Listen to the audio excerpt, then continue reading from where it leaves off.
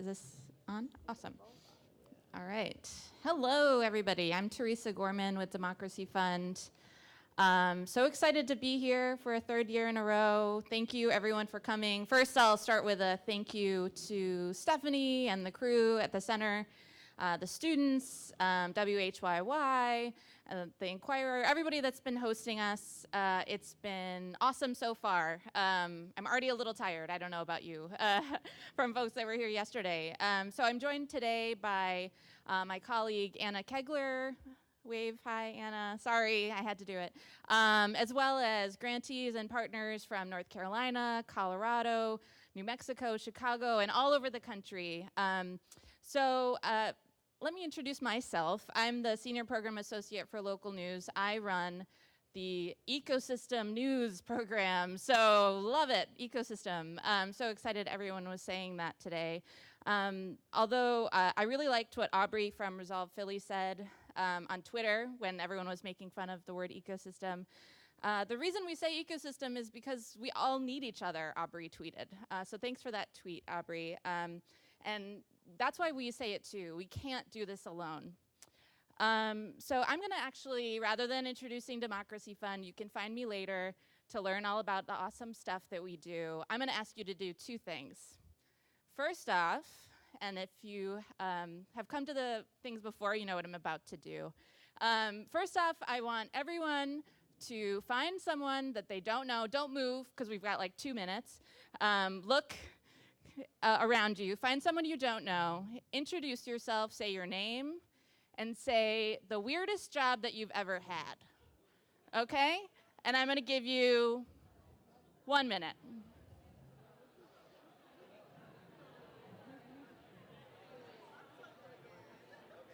So let me get that one from you, and we'll just use this one, because it was right in front of your face on the camera. Oh, sorry. I know, you're fine. Okay, there Okay. we go. We'll just, perfect. Okay. So I'll let them know. Oh. I'm gonna...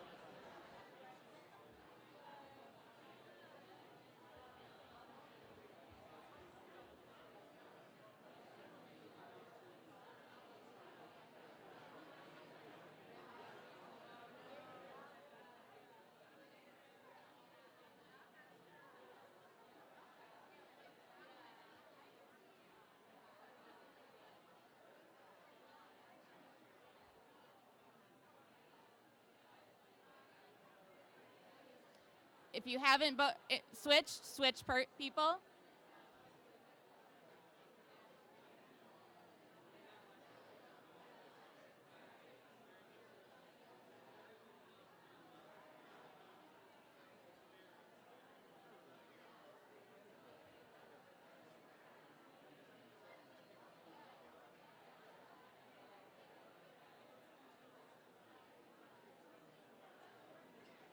Okay, start wrapping up.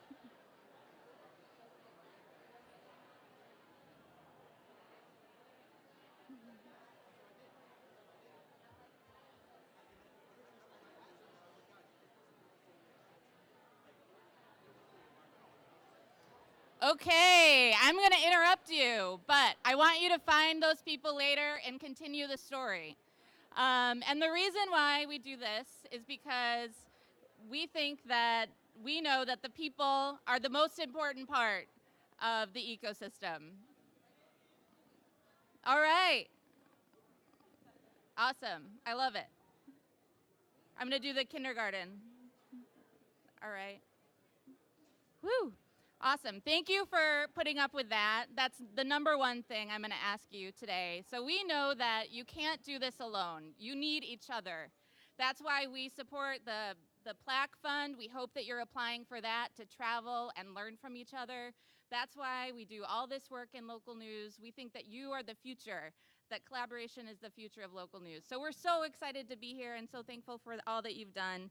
And then the second thing I'm going to ask you to do is to look in your program, the last page, or second to last page, find the local fix. You can subscribe if you'd like, tinyletter.com/localfix. It's a weekly email newsletter. And I want you to email us and tweet at us and tell us these awesome things that you're doing. We want to highlight you, and we want more people to know about what you're doing, because we think more people need to talk about the exciting and positive things that are happening in local news, and we're going to help you do that. So thank you so much, and come find me, and I'm so excited to talk to you.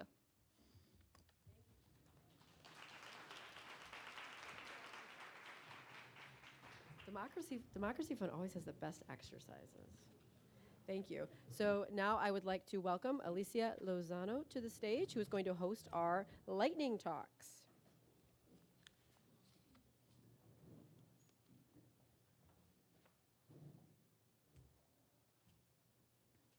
Good morning, everyone.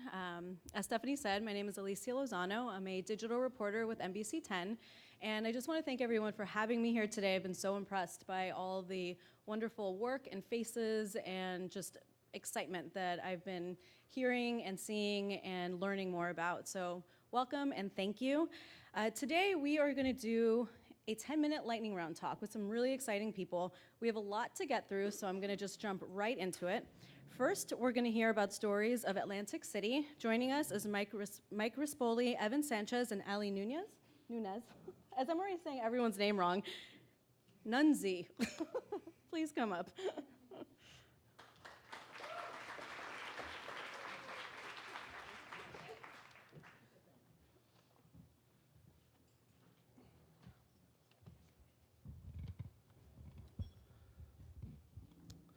Good morning. My name is Evan Sanchez. I'm a local entrepreneur and Atlantic City resident. I'm here with Ali Nunzi and Mike Rispoli to talk about Stories of Atlantic City, a collaborative project between community members and newsrooms focused on telling restorative, untold stories about the city of Atlantic City and its people. The project was produced in partnership with Free Press, the Center of Cooperative Media at Montclair State University, our hosts today. Shout out to Stephanie and Joe, thank you so much. Stockton University, I know Aaron and Toby are here. The Press of Atlantic City, Route 40, SJN TV, and Breaking AC. Funding was provided by the New Jersey Community News and Information Fund at the Community Foundation of New Jersey, a partnership of the Geraldine R. Dodge Foundation and John S. and James L. Knight Foundation. Okay. So why Atlantic City? Atlantic City has suffered from what Chimamanda Ngozi Adichie calls the danger of a single story. When people think of Atlantic City, they all too often think of just one story: casinos. And while the casinos are a part of our story, it's far too narrow and has led to a limited understanding of our city both locally and beyond. Atlantic City is a microcosm of the world, filled with schools where 40 languages are spoken, natural beauty like our free beaches, and a wonderfully rich history that includes a legendary jazz legacy. It is true that we have problems of all cities: poverty, homelessness, addiction, and more. But with a population under 40,000, it means we have an incredible opportunity to be a hub for experimentation, to solve the problems that are facing all places in a very small place. When Free Press came to Atlantic City in 2015 to hold a community forum with residents in the media, many of us felt that our stories, the real ones, the messy ones, the important ones, weren't being amplified. We began to understand that advocacy would lead to better, nuanced news coverage that more accurately represents our diverse communities. I'm incredibly proud to say that the movement started that night has surfaced and spotlighted previously untold, important Atlantic City-specific stories through the Stories of Atlantic City initiative. The work must continue because Atlantic City is so much more than just a casino city. It is diverse, it is beautiful, it has the potential to solve big problems and once again become a world-class city, but only if we change the story. I don't know how to work this thing, so thank you. Okay, so rather than go on about the successes and learnings of our specific project, which there were many, one thing that we want you to understand is what was missing. So unlike you, I am not a journalist. But as a business owner and a director of a community organization, I could assume that budgets and deadlines and turnarounds are tight and professional pressures are real. I'm sure if your newsroom asked you to take time out and foster caring, genuine relationships with people of the community, you would probably have a challenging time finding a few extra minutes, even in your most well-intended day. Oh, thank you. And so I wanted to talk to you a little bit about creating partnerships in your own community. So that's where people like myself, the non-journalists, come in. It's crucial that we encourage you to identify key partners that already have established trusting relationships with people in the community.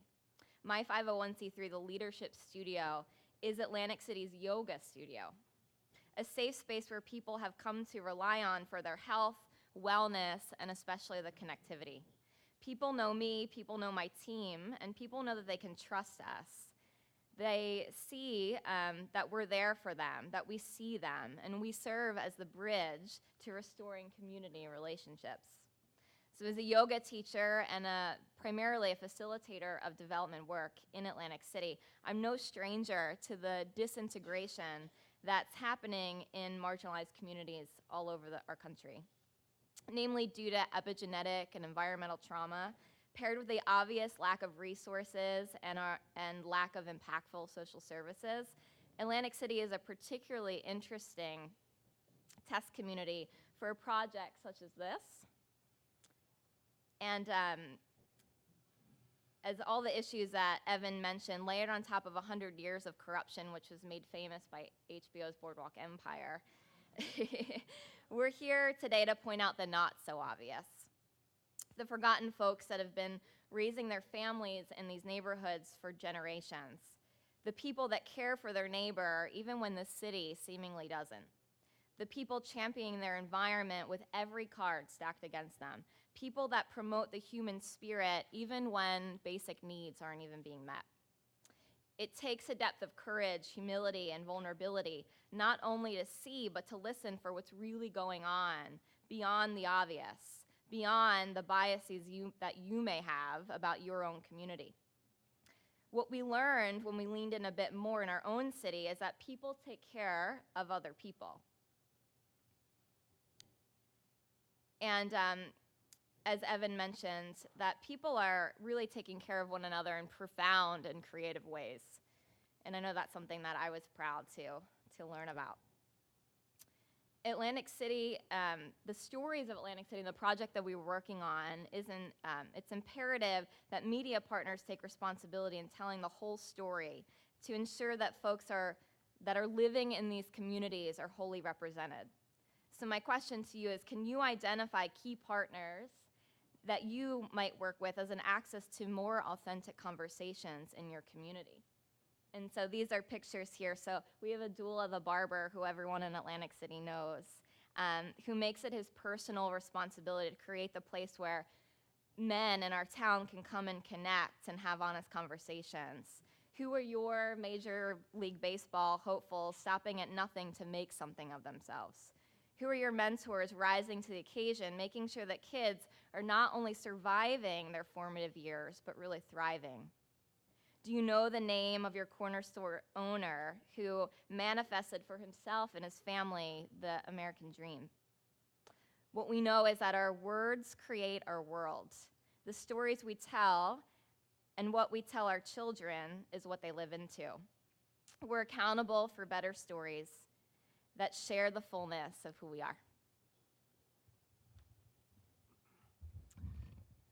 And what's so exciting about the Stories of Atlantic City project is that it looks really different than what a lot of collaborations in journalism look like.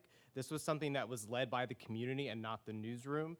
It's a broad stakeholder coalition of people outside of the media space. The project is equitable in its funding and decision making. And as someone who is a former journalist and is now a community organizer, I think that there's a lot of things that journalists who are interested in doing collaborations can learn from organizers. Organizers are way better at getting people involved in something together. They're getting buy-in from people, and that's because organizers can't do it alone.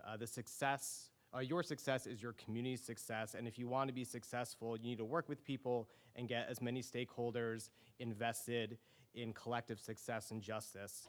And so even if you're a journalist, even if you find it challenging and maybe a little uncomfortable, your future depends on collaborating with the community. Collaborating with your community gets people invested in your success, the success of your newsroom, and the success of journalism. And we need to stop thinking about the community as a liability. Instead, your community is your greatest asset. If newsrooms only collaborate with one another, we're continuing the past mistakes of excluding ourselves from the communities we serve. And, if anything, community newsroom collaborations strengthen journalism, and it makes it more reflective of the democracy that it's supposed to uphold. And the reason why Evan and Allie were able to find stories in the community that newsrooms were not able to was because they were present in the community, they asked people what they needed, and they asked people what stories weren't being told.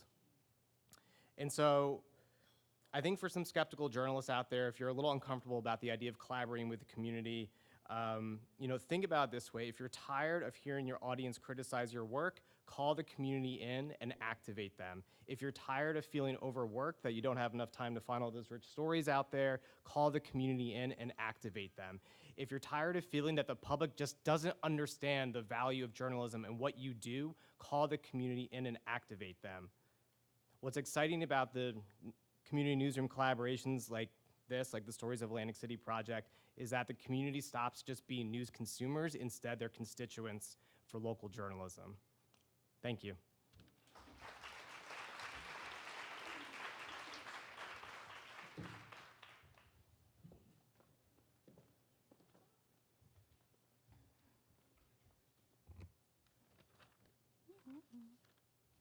All right. Thank you, Mike, Allie, and Evan. Next, we have, where are we? The Detroit Journalism Cooperative. Zozet Gear, is that, did I say that right? And Sandra Svoboda. Welcome.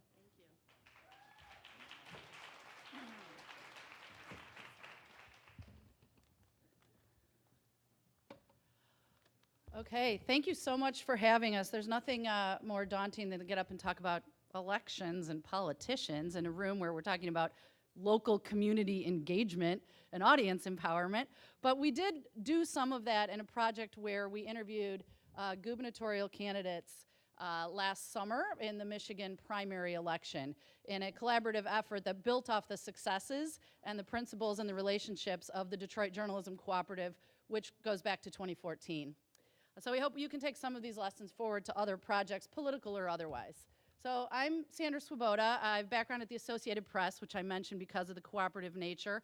I have background in print journalism as well, and then for almost 5 years, I was at WDET, public radio in Detroit, thanks to the Knight Foundation, forming the Detroit Journalism Cooperative. Covered the bankruptcy, and then after this project last fall, moved to public television, where I'm the program director for Great Lakes Now, a regional initiative. Part of my work is to build collaborations to cover the culture, science, research policy about the Great Lakes. Hi, my name is Zozet Gear, and I am with Detroit Public TV. I started out there in about 2014 as an associate producer with their national documentary unit. Since then, we've moved into a weekly bureau mindset. So now I'm the managing producer at Detroit Public TV's weekly news and public affairs program called One Detroit, which focuses on telling the Detroit story using a model that is rooted in immersive community engagement. So this project, I won't read everything on the slides, but I would say the bottom line that we learned that applies to any collaboration is that what is best for each outlet is not necessarily how you're going to work together to collaborate. No one platform was maximized or optimized in this project, and everybody kind of frankly had to suck it up and do the work together and then figure out how to get the content to audience. It became about getting the material to audience in ways that they could digest it differently and learn about the candidates as they prepared to vote and make a choice in the election. We kind of went for the idea of fewer filters. There were articles that reporters did, but we also sort of considered these interviews a primary source where people could really dig into issues and candidates. And then, of course, sharing the work together with a shared release date and going forward and appearing in each other's outlets, TV programs was something as well. You're clicking? Okay.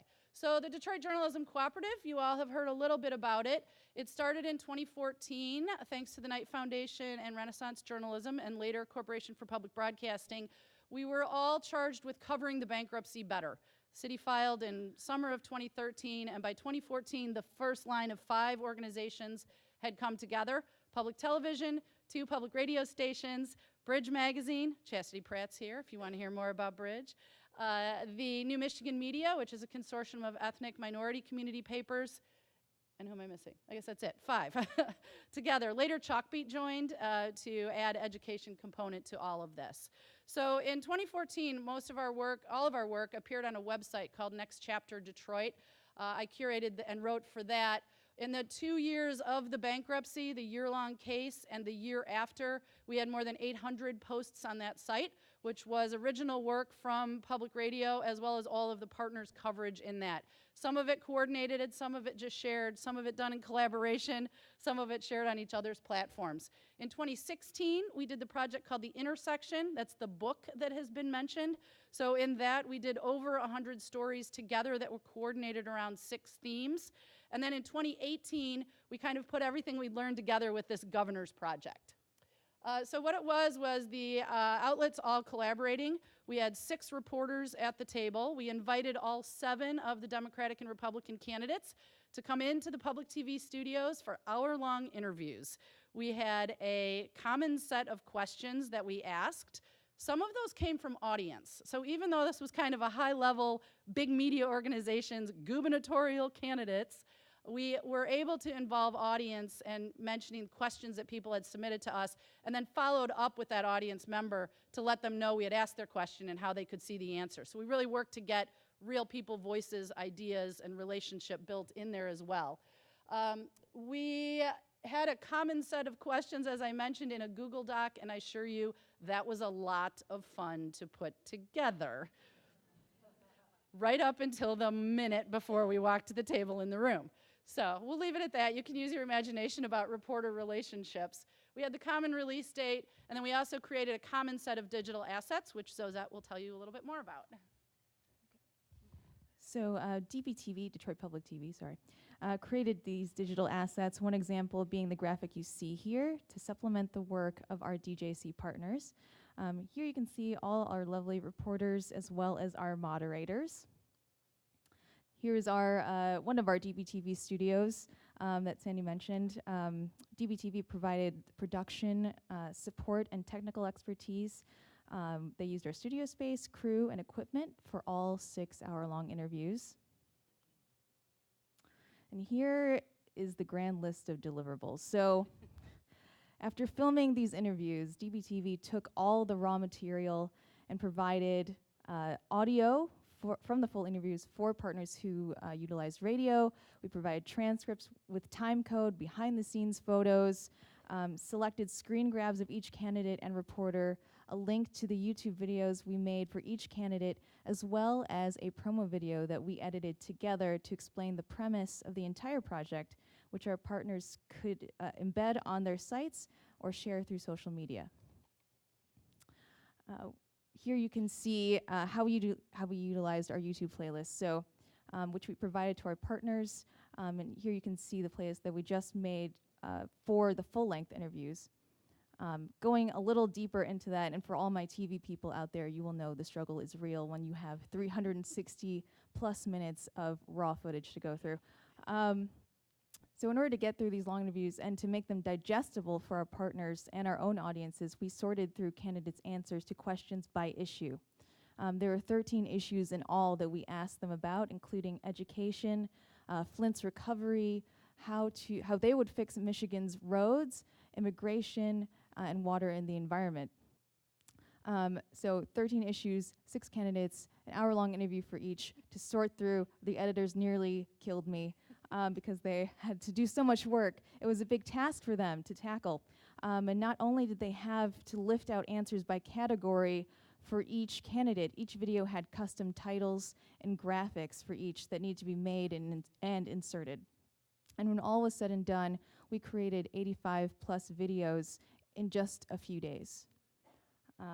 All of those need to be uploaded.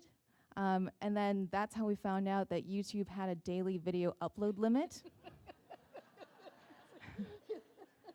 And then, once we got past that, our digital team had to make each playlist, which was a big task, but they did a great job. And I think our audiences really valued it.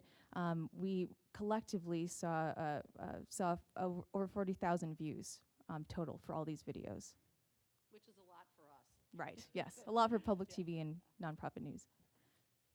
The nice thing about having the YouTube videos was the embeddability of all of them. Can we go to the candidate landing page, the first link on the top?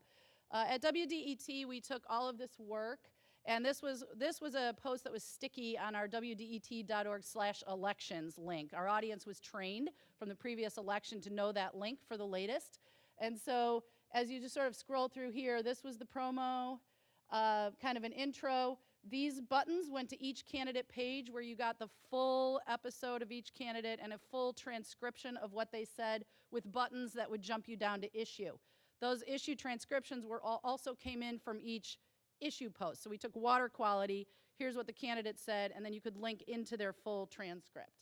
And then we also, this is a nice kind of archival list. You can see all of what the partners produced, and you could hyperlink in from this page to navigate. So the audience had a lot of ways to get to the content. Okay, can we go back to the slides? We did a issue page for, we don't need to go to this one, but we did issue pages, like each issue had a setup, and then also the candidate pages, as I mentioned. Next slide, because we have less than a minute. How does this go so fast? It's the fastest 10 minutes of your life. All right, so informing other work, this might take more than 30 seconds. Honestly, I came to this summit 2 years ago, and I think I use lessons every day. So not only from what we learned from the Governor's Project, but going forward with work at DPTV in other areas. Now I mentioned I'm with Great Lakes Now. That first link is a documentary about industrial chemicals seeping into groundwater. It's terrifying. Michigan's kind of ground zero for it. We worked with MLive Media Group, a for-profit, essentially newspaper agency that had never collaborated outside before. We used their reporters on air, and we, and with their expertise, we were able to provide video for them. We're going forward with events. We've also learned a lot about the digital content management strategies, which we've both mentioned, and ongoing relationships that we're using in all of our shows. Yes, so as Sandy kind of hinted at, One Detroit and Great Lakes Now, we have a mandate to form partnerships. A lot of the partnerships that we continue to build on for this project, we are continuing to pursue stories this summer. You'll see more of that if you want to come talk to us about it. So thank you. Thank you. Sorry, Stephanie. We're going to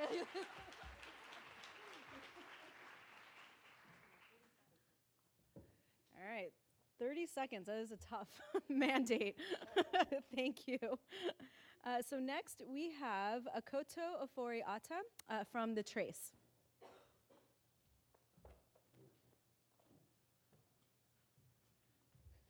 Good morning, everyone.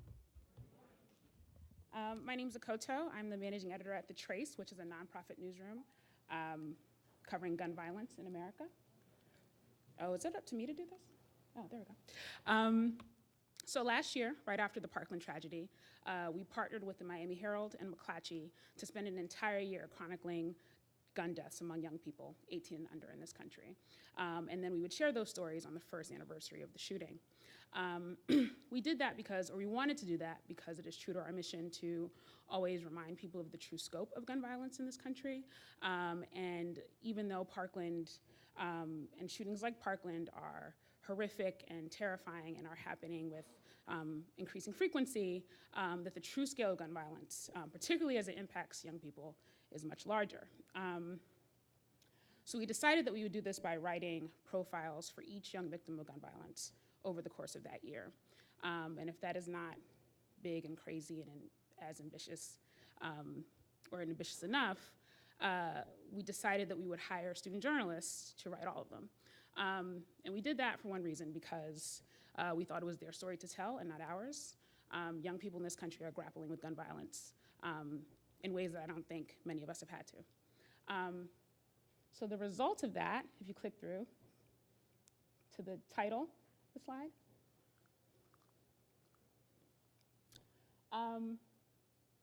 no, if you click through to the actual site, go back, and then click through to Since Parkland.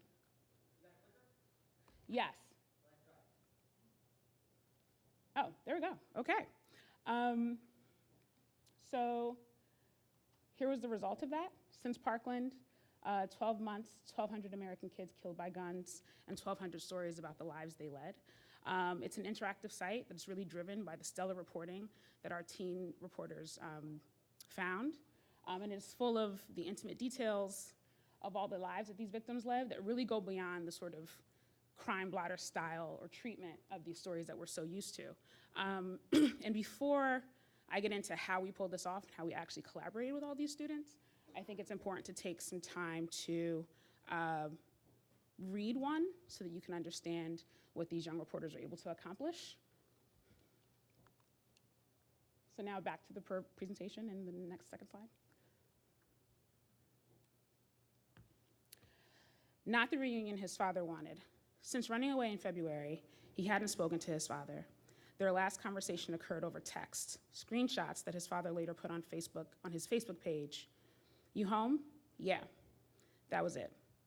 2 months later, when a fire station in Duquesne, Pennsylvania got the call, Chief Frank Cobb responded as usual. He turned on the sirens, rushed to the scene, and froze. At the top of the stairs was the one person he longed to see, and in that moment, so desperately didn't. Amir Cobb, 15, died on March 31st, 2018, from a gunshot wound to the head. And an 18-year-old student reporter wrote that story.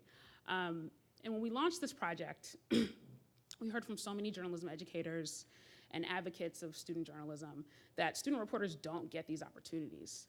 And I really think that's a failure of imagination on our part for what young people can do. Teen reporters are talented and capable, and they're bringing unique perspectives to their reporting. There's a moral weight to their reporting, and we should all consider collaborating with them much more frequently than we do now. And so here's how we did that. Here is live footage of me when my editor asked me, where will we find teen reporters? I had no clue. We are not an organization that had worked with young people pretty regularly. And I should say that we primarily worked with high school journalists and a few college journalists. So where would we find them? And the answer was pretty simple, was to work with people who already work with teens. And I think that's kind of instructive for all the kinds of work that we do, even in audience building. If you're trying to reach a certain group of people, chances are high that someone is already doing that. So find those folks and loop them in. We very early on recruited two journalism educators with decades of experience working with young people. And we did every single thing they told us to do about working with teens. Second challenge. I'm sort of blown away by how busy teens are, and I forget that high school was crazy. We had to get up at 6 a.m., and if you are an ambitious teen, like one that might sign up for a project like this, chances are you have so many constraints on your time, right? And so what we did was really tailor our workflows to their scheduling and their needs. We encouraged students to maybe work on snow days.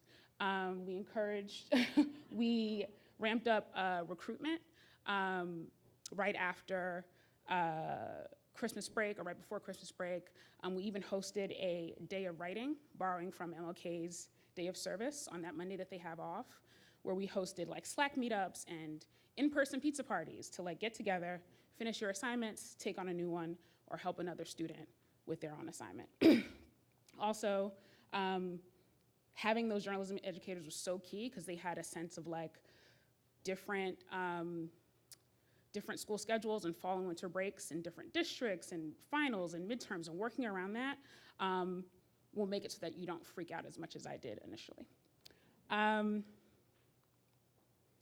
So the third challenge was we recruited 214 students across the country, many of whom did not know each other, but we still wanted them to feel like they were working on a project together. This was a big, huge, ambitious thing, and we wanted to really, have a sense of community. So how did we do that? And the answer was also pretty simple, that just encourage collaboration at every single step. Here we have a screenshot of a Slack conversation of one of our senior editors doing a call out to her team to help a particular teen reporter.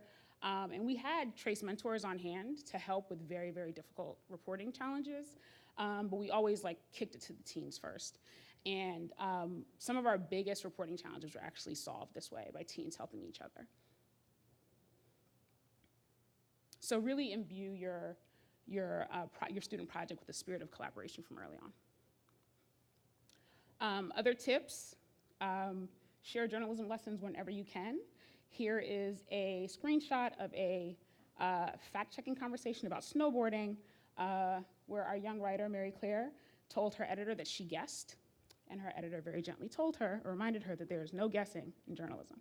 But truthfully, your time with these young people is short. We found that for many of our young writers, this was their first experience working with a media organization, and that's really formative, right? So I think editors often we have a habit of very passively giving feedback, and I think active feedback and looking for spots for feedback is really, really key when working with young people. Other tip, let your students or make space and provide tools for students to promote the work that they do for your organization, because they are very, very, very good at it. They got us in front of audiences that we didn't have access to, on platforms that we are not on. We hired 3 or 4 teen outreach reporters to create rules for how the 200 could share their work. And they came up with really, really great campaigns and really ramped up our engagement. So remember that just, assigning them work is only the first step, but involve them in your promotion process as well. And while this was an important and ambitious and groundbreaking project, there was also some impact that we had as well. On the day of the anniversary, public figures and politicians were citing that 1,200 number while acknowledging the victims of the Parkland shooting, who were also included in this project. And journalists from Marjorie Stoneman Douglas wrote those profiles of those students. It told hundreds of stories of victims, many of whom are Black and brown, and this is really important, whose deaths never got the media attention they deserved, right? And we also inspired hundreds of young people to look for stories that are going untold and find victims that have gone overlooked. And that's really, really important. And so, having worked with these teens over the past year, the future of journalism looks really great to me. And I think that as we talk about collaboration and as we think about how we work with each other, I think it'd be really useful to us to also remember to bring that next generation of journalists into our collaborative folds. That's great timing. I'm done. Thank you.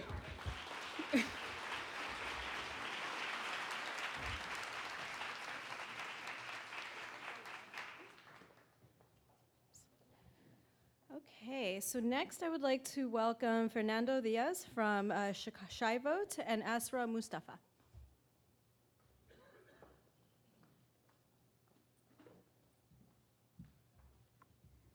All right. Got the timer here.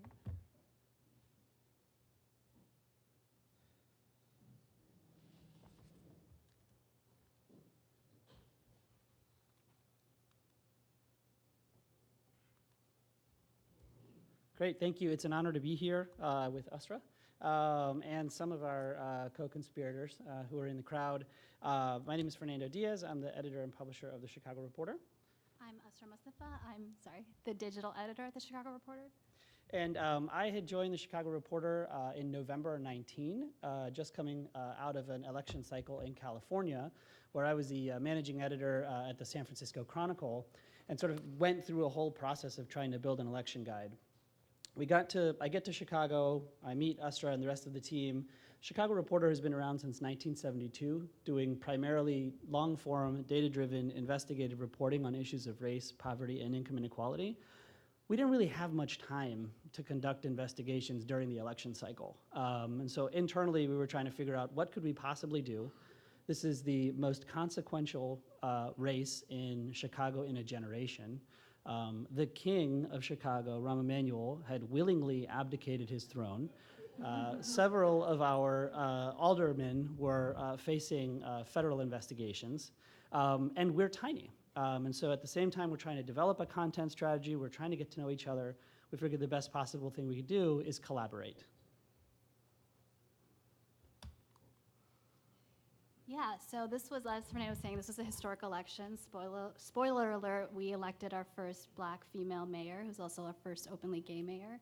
But it was actually really significant from the get-go. Like, Rahm Emanuel was unexpectedly announced he wasn't running for re-election. And also, just to give you some background in Chicago, we had Richard M. Daley, who we elected for 21 years. And then a couple years later, we elected his son, Richard J. Daley, for 22 years. So the Chicago voter is actually not that used to having that many options. This year, there were 14 candidates on the ballot, in addition to 50 city council seats that are open, and the treasurer and the clerk. So kind of an unusual election in the sheer volume of candidates and races we had to cover. Go ahead. So I was actually at a Pointer, like, digital leadership training, and I was talking to another journalist I knew from Chicago named Tiffany from the Tribe. And she was like, we are having trouble navigating this election as journalists. Like, what is a voter supposed to do when it's an odd election year in a municipal election that already has historically low participation? So she's like, I've been talking to other small newsrooms. Do you want to loop me in? Can you loop us in? And so we all got on a conference call. The initial 5 groups are the first 5. It was Better Government Association, which focuses on government accountability, Block Club Chicago, which does neighborhood level reporting, us, the Daily Line, which focuses on City Hall, and the Tribe, which focuses on Black millennials. Then later, after we got it kicked off, we added more partners, Chalk Beach Chicago, which focuses on education, City Bureau, who you'll hear from later, particularly their Documenters tool, which allows them to keep track of and report on all the different candidate forums that were happening all over the city. Reform for Illinois, which focuses on campaign finance, Southside Weekly, which is a community paper that has a print product, and Univision Chicago, which allowed us to create the guide in Spanish. We kind of had 3 goals, which was to not duplicate efforts, like not do redundant work across these small newsrooms, amplify our work, but in a way that doesn't overwhelm the user with too much information on too many races, and also to, those were the 2 main. And I would say also to create one place. As many of you all know, there's not enough information, there's too much information, and so for harried voters who had to, in many cases at the very local ward level, deal with 14 candidates, 11 candidates, there was no way that any one news organization was going to do justice to all of those candidates. And so we really wanted one central place to have every one of the partners be able to contribute their own content. There were probably 40 plus journalists, reporters on the project, about 11 editors. We had 2 developers and 1 designer, split between 3 newsrooms. Is that me? Yeah, so here's what we started with. Saul Lieberman, who's the VP of Strategy at the Better Government Association, had the brilliant idea to sort of break the process down into modals, and sort of how voters might approach the experience or the exercise of just getting informed. One of the things we learned very early on is most people in Chicago do not know what ward they live in, which is the most atomic unit of political participation. So we went and built a custom ward lookup tool that scraped all of the addresses in the city and aligned them to the specific ward. The Better Government Association had a relationship with Harkin, so we had an Ask Me Anything tool. We also built a quiz just to make sure that people were aware of where they could go, what they needed if they needed to register to vote. And then we worked with Univision to translate the entire thing. We built, and Usra will talk about this in a second, a custom Django application, which allowed us to create versions of the platform, of the site, which made it very, very simple to translate some of the core material. We didn't translate stories, but we translated all of the architecture of the website. This took about 11 hours.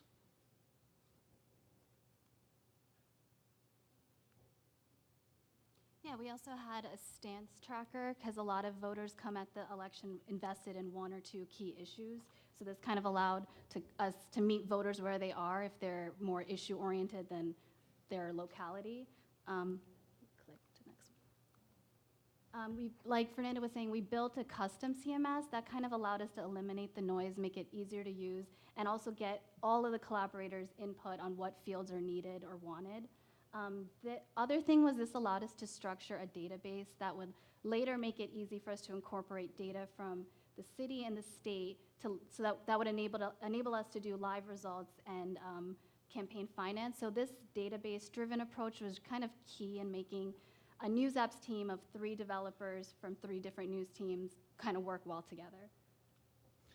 It also meant that we didn't have to pick where the stories would appear. All of the publishers would publish their own content on their own sites, and then this would serve as a hub where everybody could still collect all the stories. No editor had to assign the Lori Lightfoot story to the Lori Lightfoot page because they were all records in the database. And ultimately, we as a promotion team could then push everybody to Shy.vote, therefore increasing the promotion and awareness of the actual site, while at the same time being able to link back to the partner websites. And so, go ahead. Oh, so yeah, so this is what it looked like on the user end when we uploaded all of our stories. Sorry.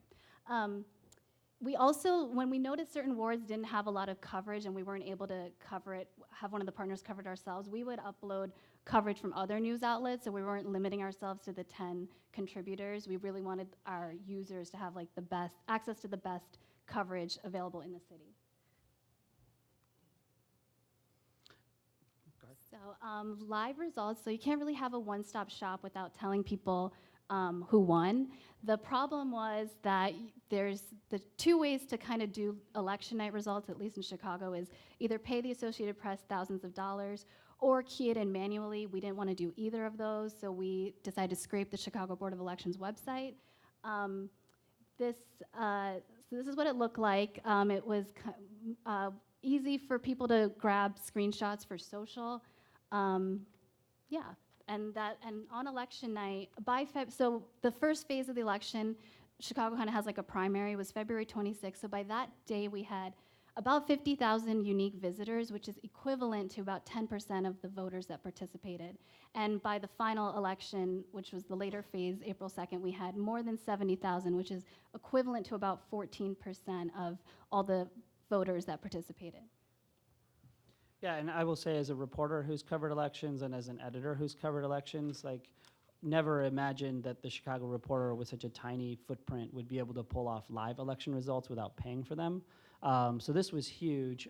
It also gave the team an opportunity to have something fresh on election night for those critical like 35, 45 minutes between when polls close and everybody's just sort of waiting. Folks would go for early reporting on social, but being able to push back. Also, fun thing, it crashed on the first election night because the City Board of Elections decided to change the structure of the file where they were posting the results. So for about 22 minutes, we were scared a lot and had one of those grief moments where everybody was trying to figure out what was going on. We had it right for the second one, and we were up in 24 minutes. This is campaign finance.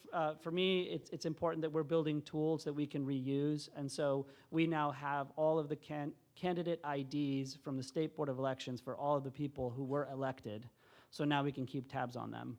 All of the code is open source. We can talk about that. I realize we have to stop, so we'll talk to you later.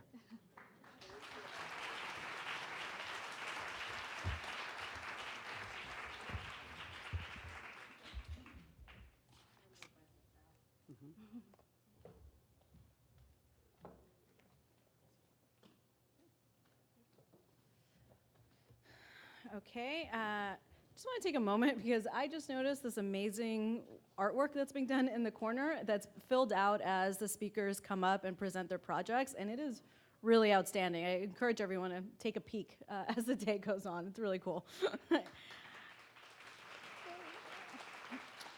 So next I would like to welcome Melanie Plenda, Project Manager of Granite State News Collaborative from Michigan, or sorry, New Hampshire.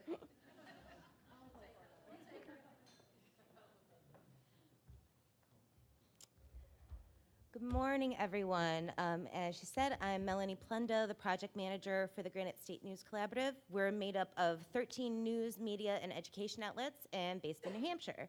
I'm certain there are things about our collaborative that I will forget to tell you. So if you're curious or have questions, please come find me because I really like talking about it, and pack a lunch if you do. So, which leads me to why I'm starting my talk with this caveat. I'm about to be unapologetically enthusiastic as I tell you about our project. Partly that's because I'm originally from the Midwest, but it's also because I've seen firsthand what a collaborative can accomplish. Our board members began putting our collaborative together in January 2018. By September, they had secured funding from Solutions Journalism Network, thank you again, and decided that our first project, Granite Solutions, would focus on the opioid and mental health crises our state has been mired in for years. By October, they hired me. By January this year, we're producing our first stories. And I know that sounds so easy, right? Just grab up a bunch of news people and get them tappity-tapping on their keys and they put out stories. But the succinctness of that description belies not only how much work went into this project, but also this endeavor, but it also doesn't fully do justice to the commitment with which we did this work. Our members are not giant news conglomerates with staff to spare. Many of our partners are small but mighty shops, some made up of just 1 or 2 people. We're a group that on top of their normal workload in just 9 months I've been with the collaborative, have had personal health scares, deaths in their families, and even a trip to the very mental health system we are covering, which he later wrote about for our collaborative. And yet they were there. They showed up. They were there to work to make this thing we were creating work. I'm starting to see that this is one of the many benefits of a collaborative. They tend to attract journalism's true believers, the ones who do this because they love it and because they understand what we are doing is important, that our communities need us, that this is our way of giving back and that we can all do better, even if doing better means working with an outlet you've been trying to scoop for decades. We decided early on that part of doing better was to tell our stories in a different way.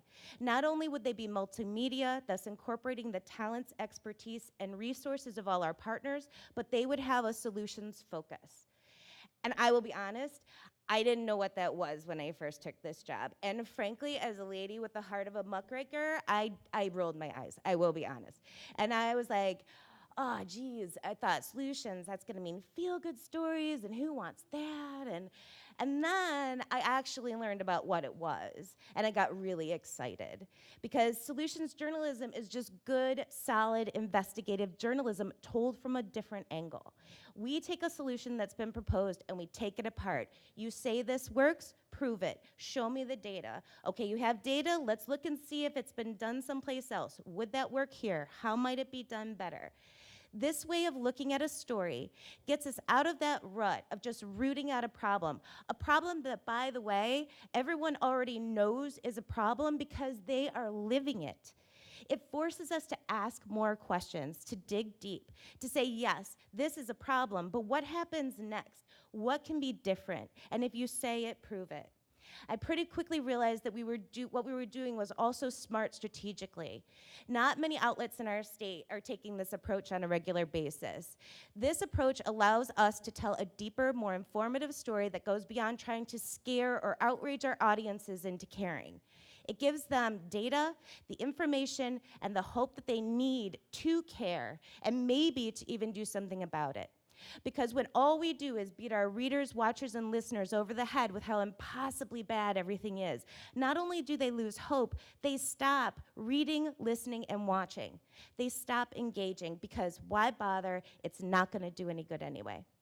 But when you give them something to think about, when you give them an inkling that there is a way out of this seemingly intractable situation, you get them interested. You give them the slightest bit of hope that maybe they could write a congressman or volunteer, or hell, just reach out to a neighbor, and that maybe that might actually make some difference. These stories are different, and they stand out above the noise for that reason. And this is not just the readers feeling this way. We started to feel this way. From a reporting standpoint, when you have the luxury of time, shared resources, shared workload, and increased capacity that a collaborative gives you, when you are working on a story that's not simply being written to feed the beast, but to really truly inform, you start to uncover all of these people and stories and even some scandal and scoops that you wouldn't have found otherwise. Because when all you do is focus on the problem, it in so many ways shuts down discussion and closes the door to all of the other things that are happening around and underneath that problem. Since January, we've done more than 40 stories, videos, and audio pieces. We've also added 3 media partners and gained 5 associate partners, including the New Hampshire Associated Press. These outlets and entities have seen our work, and they get it, and they want to be a part of it. Next week, we will host our first community engagement event, which aims to put the people who actually use the mental health and treatment systems in New Hampshire in the same room with journalists, policy, and lawmakers. Our hope is that this community conversation will be an opportunity for people who don't usually get to have a say to be heard by the people with the power to affect change, even if it's small, in their lives. We are very excited to report that this event is sold out and we have a wait list. Thanks. This spirit of solutions has extended beyond just our coverage. We've also started seeing how it can be applied to journalism itself. We need more properly trained journalists, so we're gonna make some. Led by our partner, Franklin Pierce University's Marlin Fitzwater Center, we've started on a path to creating a student incubator, a sort of pipeline from high school to college to local newsroom. We've already completed a pilot journalism program with Sohegan High School in Amherst. Under the direction and mentorship of collaborative members, students completed original solutions-focused print and video reporting on behavioral health issues as they relate to teenagers. You know how we adults are always wondering, what are young people thinking? Well, it turns out they'll tell you if you ask them. So we asked them and they told us, and it's really interesting, actually. Our next step is to take our show on the road. Most schools don't have the money or resources to have a journalism program or a school paper, let alone travel to a training. So we are taking the training to them through a mobile boot camp. These day-long workshops will be conducted in each region of the state over the course of a few weeks in October. As I like to say, me and a partner from Franklin Pierce are gonna Thelma and Louise it all over New Hampshire for a few weeks, except without the cliff. And so we're gonna hold these day-long boot camps where they're gonna produce a story, get to work with local journalism mentors to hone their skills. Anyone whose interest is sufficiently piqued by that can join us then for a 4-week reporting intensive that we're gonna conduct via Zoom. And each student is going to get a topic. They are going to get an hour with a mentor, like I said, via Zoom once a week, and in a specialized area like video or photo or audio. Each skill they're then gonna add to their project. They're gonna add to their story so that by the end, they have this fully reported multimedia project and training. Those projects will then actually go on our website. They also will be offered to our partner organizations. And they also will go on a site that we will be launching with the help of the Student Journalism Coalition, a student news collaborative that was started by students we worked with during our pilot program that were so inspired they wanted to do it too. So they're now our partners as well. And I have 1 minute remaining. I have so much more to tell you, but I can't even do it, so just come and ask me. But I will say this. In closing, I've been a journalist for more than 20 years. I've worked in Alaska, New York, Michigan. I've won awards. I've ridden in helicopters. There is truly nothing in my career that has felt this good, that has felt this exciting, and as important as this. I am a journalist because I love it, but I am doing this because we need it, because my community needs this, my state needs this, and I'm so grateful for this opportunity. Thank you so much.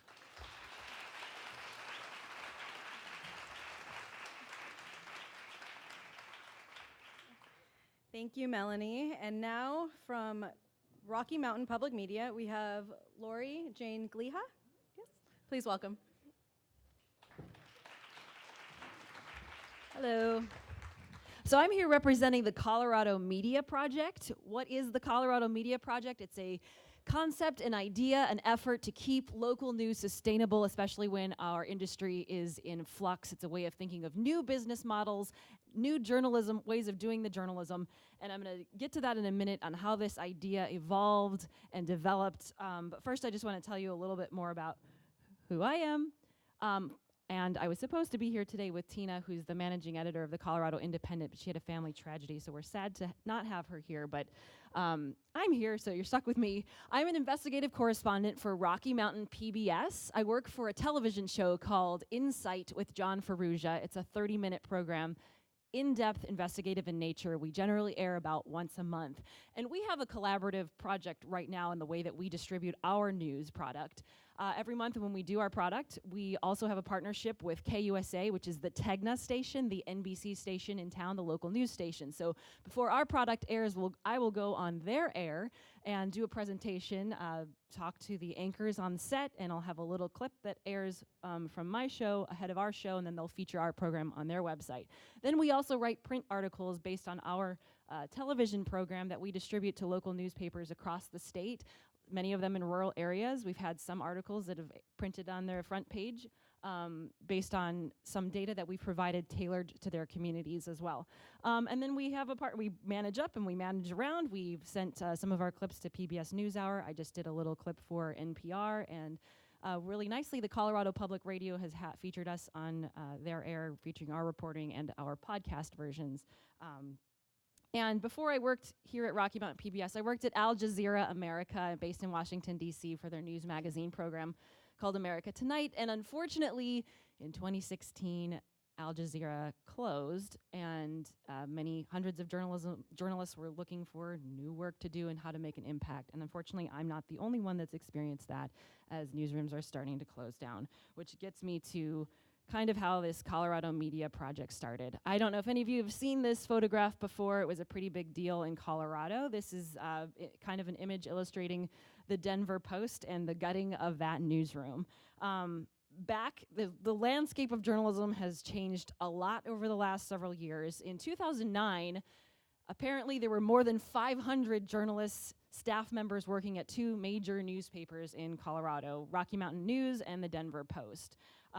But now there's only one major newspaper. The Rocky Mountain News closed, Denver Post still exists.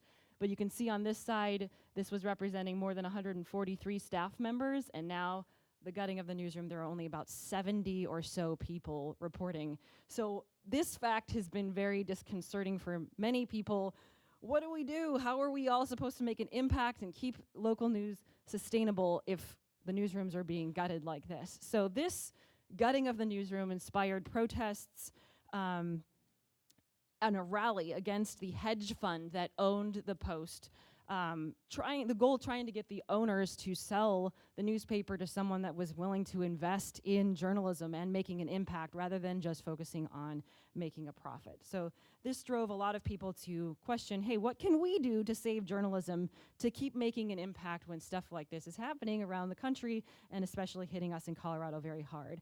And this is a time when, you know, we've witnessed things like this happening over the course of many years, but this year and this time right now is when the community really wants to take action and be involved and feel empowered to help out with this. So many community members had come together, and this is sort of how the Colorado Media Project was created. The Colorado Media Project is really existing. It's a group of journalists, entrepreneurs, students, community members who want to support local news and think of creative ways to do it.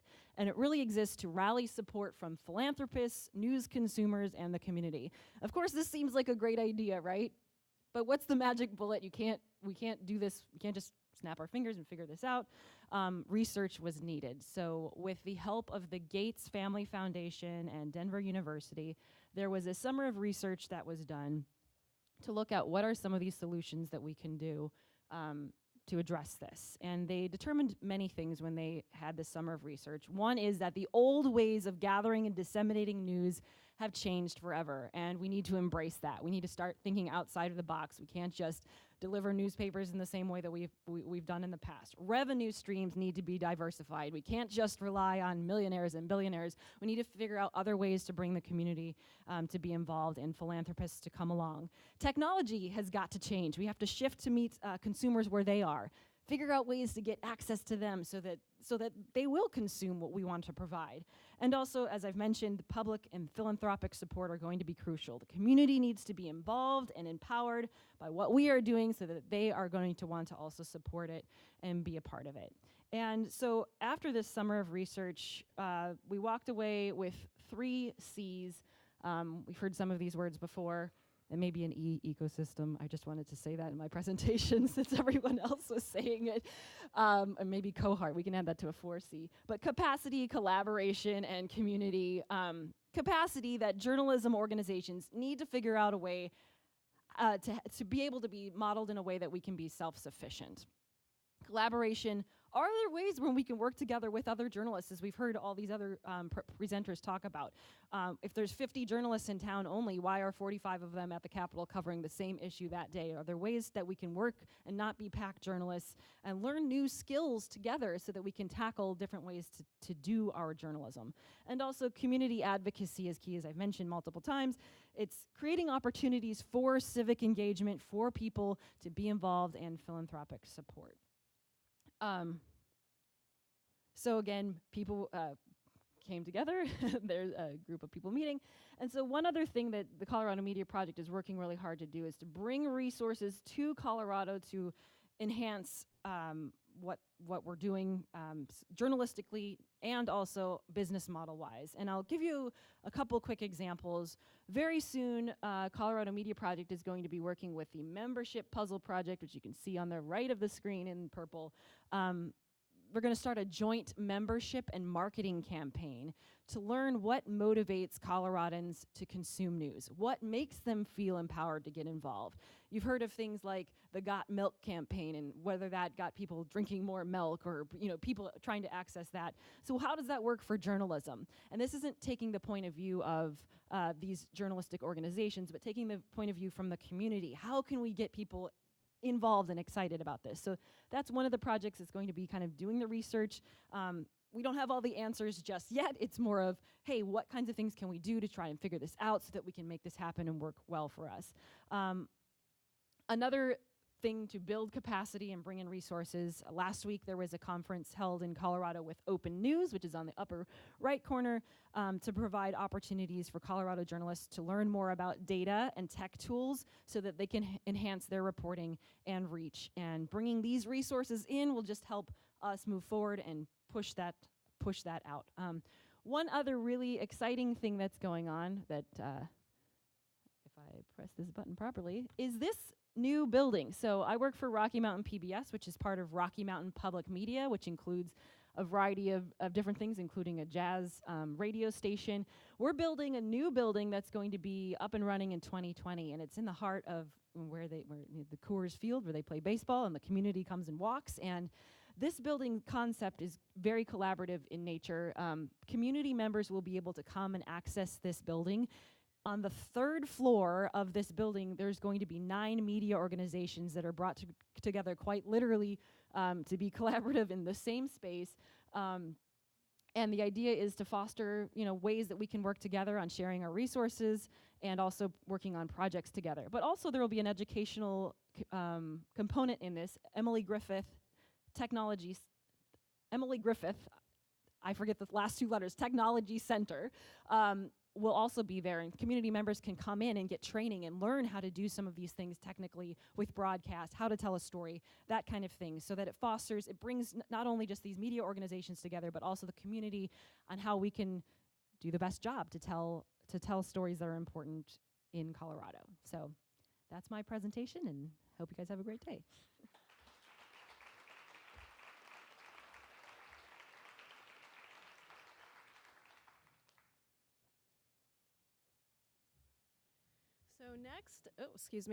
So next I would like to welcome two women that I've had the absolute privilege and honor of working with here in Philly. We have Jean Friedman-Rudofsky and Cassie Haynes from Resolve Philadelphia.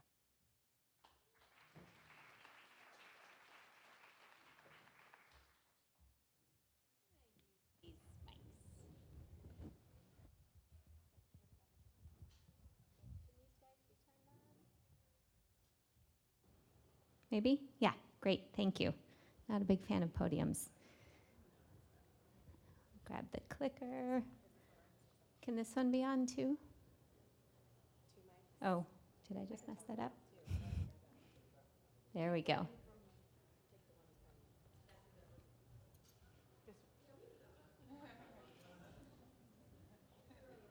Thanks. Hello. Great. Okay.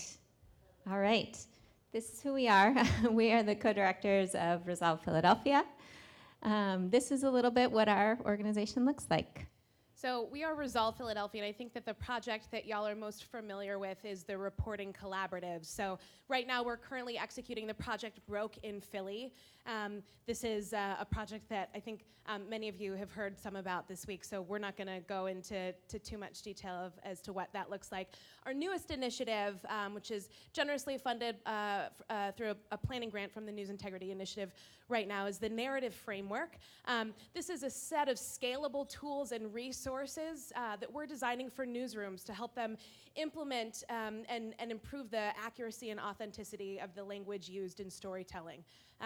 If this is something that you're interested in knowing more about, we're not going to talk about it right now, but Aubrey Nagel, who has joined our team very recently, is leading up this initiative. So if you want to know more about it, it's dope. You should definitely go talk to Aubrey. So what we are going to talk about today is what Cassie is holding in her hand, which is something we're actually sort of releasing today. It is now on our website. It's pinned to our Twitter handles, and it is a retrospective impact evaluation of the Reentry Project. The Reentry Project was a project of the Solutions Journalism Network in 2017, funded generously by the Knight Foundation. It was a collaboration amongst local newsrooms here, reporting on the challenges of and solutions to prisoner reentry in Philadelphia. This is a little bit what it looked like. Oops, sorry, let me go back for a sec. Oh, the lines are missing, sorry, in the slide. But these little bubbles here are the newsrooms that we worked with, the universities that we worked with. Special shout out to Temple University that played a huge role, managed our website and managed all digital operations. And these are some of the community organizations that we worked with along the way as well. So this impact assessment really looked at the behaviors in newsrooms. And so what this is not is a qualitative analysis to conclusively prove that the Reentry Project caused any sort of specific change in Philadelphia. What this is a qualitative look at the significant individual, group, and institutional transformations that were inspired by the Reentry Project. And so we did this through a series of activities, a background of the literature review, which included all of the reporting that happened in the Reentry Project or coming out of the Reentry Project, a review of project documents and correspondence, follow-up with individuals. At various times throughout the project, Jean would hear or a partner would hear, oh, this company is changing this practice because of this piece of reporting that they read. So a part of the research that was conducted was following up on some of these anecdotal pieces of impact that had come through either to Jean or to the reporting partners. And then the last piece was 26 very in-depth interviews that lasted between 30 and 90 minutes. And these were with stakeholders, with reporting partners, with community organizers, and other folks who were heavily impacted or involved in one way or another with the reentry project. This is our framework. It is, you can see that we looked at micro, meso, and macro impact across 6 different dimensions. And this framework is an amalgamation of, it is definitely adapted from a few different sources. So the Center for Investigative Reporting, Animating Democracy's Continuum of Impact, and Learning for Action's Funnel Diagram of Impact. So this framework is a conglomeration of those 3. We should say this work was carried out by a young woman here in Philadelphia named Lauren Parker. We hired her as an independent consultant and sort of discussed the framework with her, but she's the one that conducted the entire literature review, all of the interviews. Her methodology is laid out in the report that we have.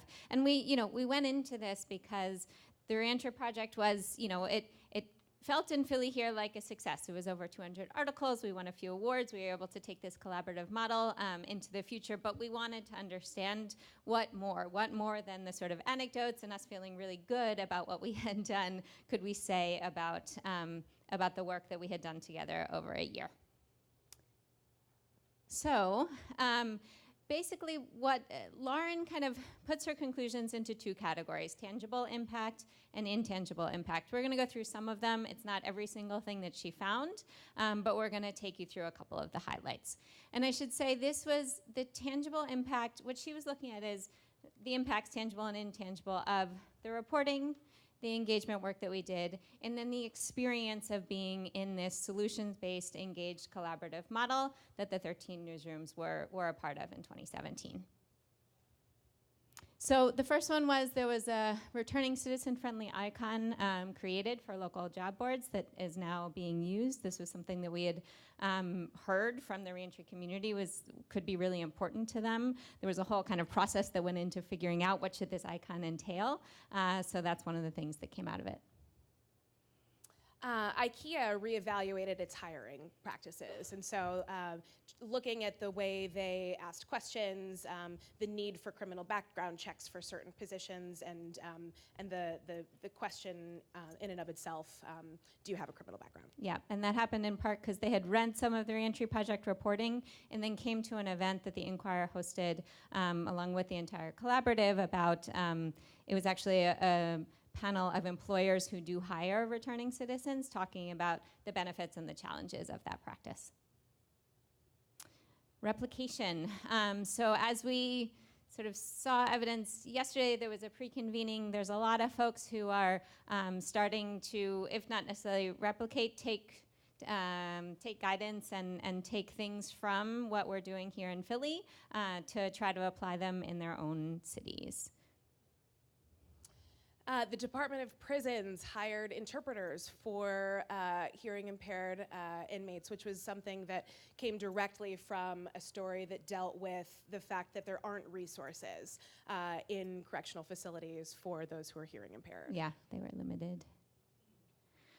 Extension of a virtual visitation program that was scheduled to end. This came out of a Billy Penn story that looked at one of the sort of solutions in the reentry world. There is evidence to show that the more people are able to stay connected to their family and community when they're inside, the better they are able to do when they're released. And so this virtual visitation program was really important in the Department of Prisons. It was scheduled to end.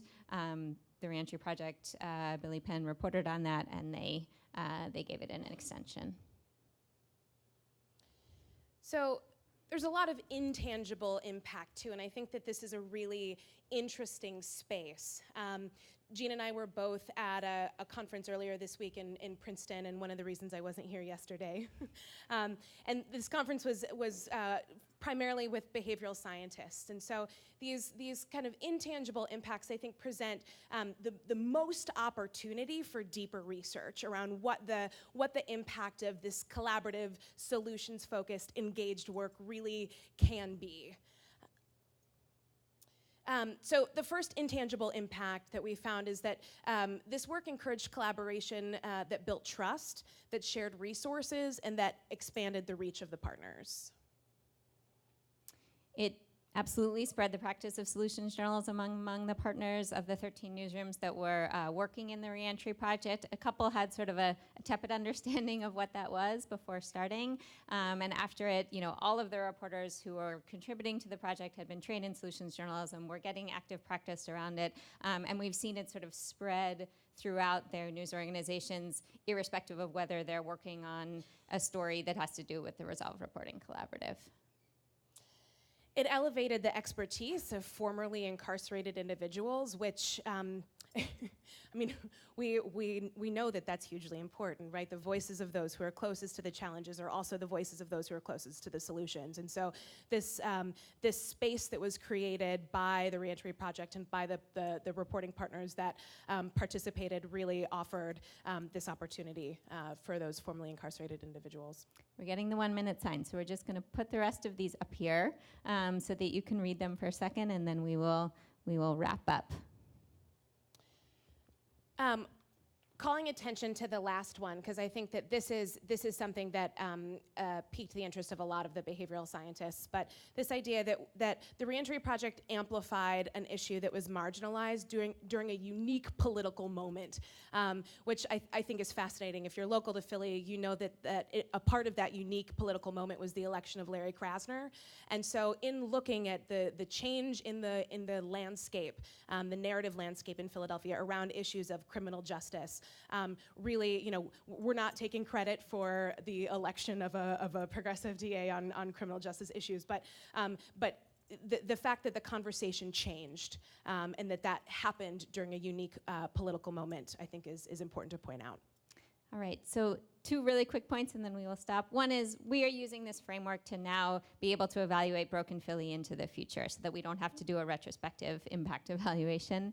And the last point is the reason we're so excited about this is we often find conversations about impact very binary. You're either talking about audience engagement metrics that are up on a dashboard in a newsroom, or you're talking about large-scale political impact like the bringing down of Harvey Weinstein. And as we all know, there is so much in between. And that's sort of what we tried to get at with this report and what we're going to be doing in our impact studies in the future. Thanks. Thanks.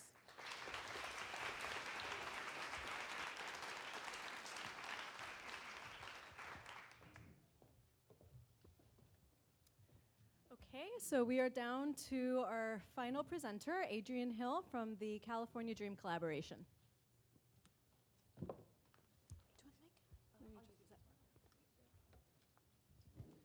Hi all, I come from the world of public radio, so I'm setting my timer. I will watch it closely. I anticipate you won't need. I also, 10 minutes in the world of public radio is a documentary, basically, so. So here we go. This is me, this is California Dream, and this is my clicker. Here we go, California Dream. California Dream is a project of Cal Matters, Capital Public Radio, KQED, KPCC, and KPBS. I'm the senior editor of the project. We're sponsored by the James Irvine Foundation and the Corporation for Public Broadcasting. Thank you very much. And just to shout out, public radio does collaboration so well. I wish there were more public radio people here today, but I would say CPB's been sponsoring this for 10 years. We have a lot of experience, so public radio, keep them in mind. We're great. We're great. All right. This is our team. We have 9 reporters up and down the state of California. They cover everything from farming issues to transportation to housing. We have a data reporter, wealth and poverty reporter, immigration reporter. I am the senior editor of the project. I have the luxury of not belonging to any of the 5 newsrooms. I am sort of independent and get to operate with this team, with the newsrooms and their advising. We get to set our story agenda, we get to set our story frames. And I think that one of the big takeaways for me from this project is the value of an independent project coordinator and editor. Because I all of my partners have different interests in this collaboration. My job is just to help all of them realize what they want from it, but also at the end of the day, build collaboration, build trust in each other. So we create radio and digital and print stories for all of these projects. And that's something else I think that's a little bit unique about what we do. I come from the world of radio. I have been doing radio for a long time. I have no idea how to use a comma properly. So as part of this project, we have a dedicated print editor. I edit all of our radio stories. Our reporters then turn those stories, not just webify them, they write full-fledged print stories that go through a print edit with somebody who's been doing this for decades. It's a retired editor who we were able to bring onto this project, who's been absolutely essential in really creating high-value digital product from sort of the radio work that we do. And for those of you who've been in this experience of like the crossover between radio and digital, you know it can be really hard. It can be hard for radio reporters to write for the eye. It can be hard for print reporters to write for the ear. By having both types of editors, we've been really successful in that project. Another thing I want to just highlight is we've done a lot of engagement work in both setting the agenda of what we cover throughout the year. So we started our project with a statewide call-in show about what are the issues people wanted to talk when they talked about California. And we've continued that engagement throughout. So we have live events, we have statewide call-ins, and we're really trying to understand. We use Hearken, we use Google Forms, trying to understand what our audience wants to hear from us, and what new audiences want to hear from us. You know, one more thing I want to say before I skip this slide is California is a state of 40 million people. And so often we live in our bubble of California. So whether it's Los Angeles or San Francisco or Redding or Chico, wherever you are, it's hard to like envision 40 million people living so differently from you. And so part of our goal for this project is really helping put California in conversation with each other and helping build empathy for sort of people in different parts of the state and recognizing we're in it together, even if our experiences are so different. So I want to talk a little bit about our distribution model. We have our 5 partners. One of our partners, Capital Public Radio, distributes all of our radio stories to 50 other public radio partners in the region. So every story that we go up goes to our partners, and the same day it goes to 50 other stations. Anybody can carry it, go for it. I don't actually know who carries it. Once in a while I'll spot it on websites, but lots of times they're very small stations who don't have digital presences. But through Cal Matters, we have a partnership with the digital-first set of newspapers in the state. And again, because we're producing high-quality print, we've gotten a ton of pickup for those articles. So I think 400, right, Dave? Is that what you said? Something like 400 stories from our project have run in the digital-first newspapers, again, around the state, in big papers and small papers. And finally, we've had a lot of success getting our radio stories on national air. 9 of my reporters have had stories air nationally. I think our goal was 2 stories total, and 9 of my reporters have achieved that. And I think it really speaks to the value and the quality of the work we're doing and also the interest in the work that we're doing. Over the course of the year, really quickly, we've done a lot about affordability in California. When we talk to our audience, everyone wanted to talk about housing. So we spend a lot of time on housing. We just launched a project called Gray in California. I'll show you that in a second, but we've really looked at 11 seniors in California, looked at their experiences and what they can tell us about the bigger opportunities and challenges the state faces as its population gets older. And then we did a project called The Block That Prop 13 Built. I'll just show you a little bit of that. Later this summer, the Solutions Journalism Network is going to come in and do a training with my reporters, and we're going to spend the back half of this year working on solutions journalism stories. My notes have fallen.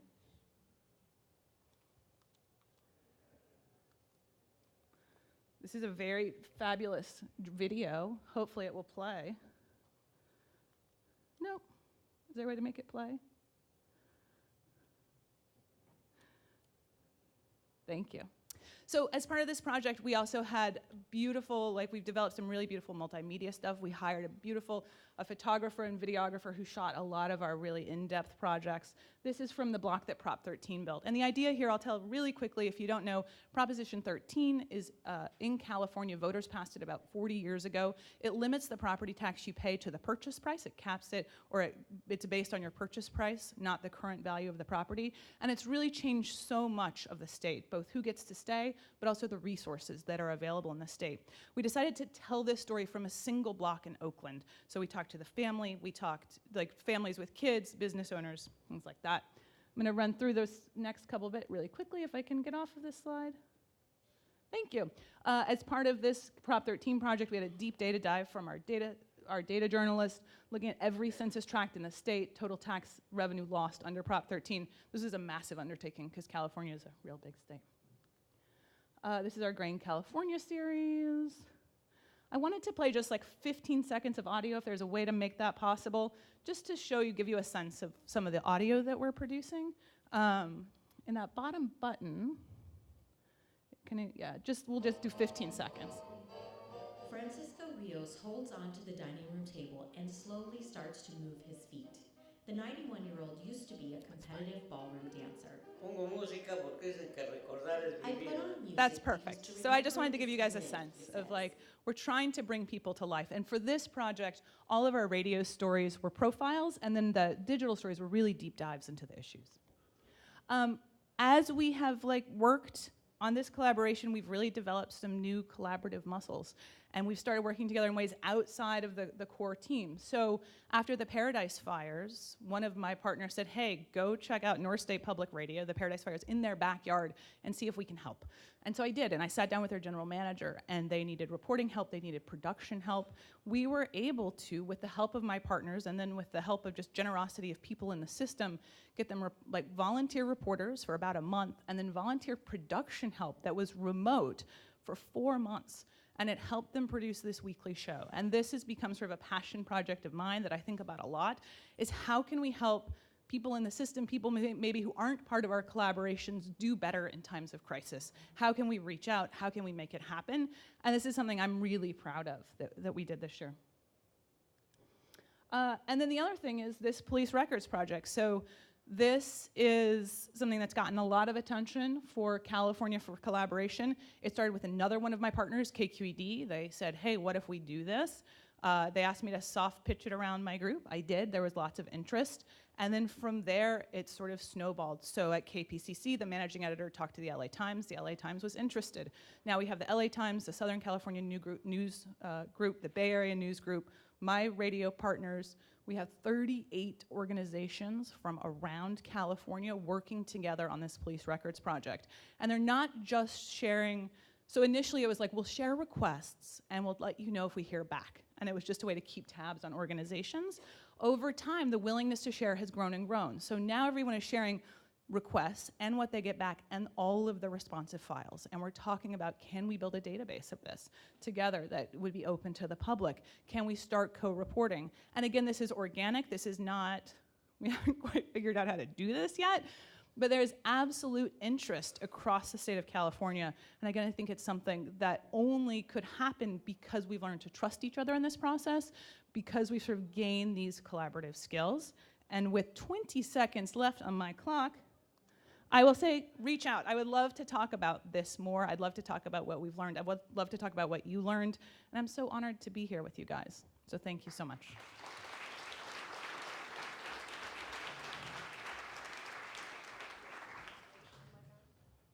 Thank you. Thank you. I love that you timed yourself too, Adrian. That's so awesome. All right, so just a couple of housekeeping notes.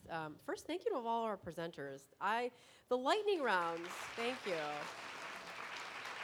These lightning talks, this is the third year we've done them. They always get the highest response on our customer service satisfaction survey that you'll get after the summit. So just a couple housekeeping notes. If you need a parking pass, if you parked at the visitor center, go to the registration desk at the front. We have parking passes for you. We're going to break for lunch, tours, and demos. So a couple notes about that. We've got a group of tour guides right outside the room here. They're ready to take you on a tour now. So if you want to skip the lunch line, take a tour, and then come back and get a second round of food, I encourage you to do that. Probably a good idea for half of the room-ish. So we've got some tour guides doing that. Demos are going to be in the New Jersey room. And enjoy lunch. Thank you.